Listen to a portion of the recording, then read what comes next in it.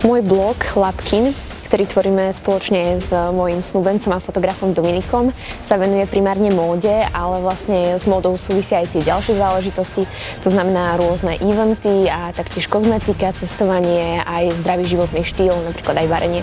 Myšlienka začať tvoriť blog neprišla úplne odo mňa, ale skôr to bol podnet od mojich kamarátov, ktorým sa páčilo, ako sa obliekam, aký mám štýl a chceli vlastne radiť, kde si majú kúpiť tú danú vec.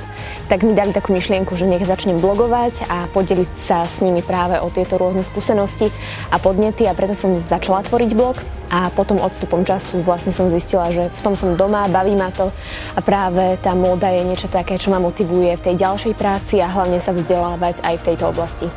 Ak by som sa mala zhrnúť do 3 slov, tak som niekedy veľmi ukecaná, veľa sa smejem a stále sa zaujímam o nové veci.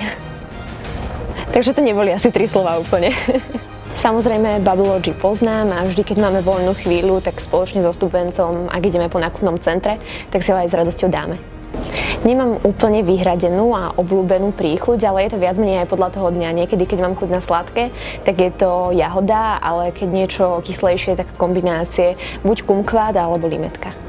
Svojim fanúšikom by som odkázala, nech sa neustále usmievajú, nech majú hlavne pozitívne myslenie a pozitívnu náladu, pretože vďaka takýmto pozitívnym myšlienkam sa dá veľa dotiahnuť a ten život môže byť určite krajší, ako keď stále premýšľame len smutne a nad niečím sa trápime.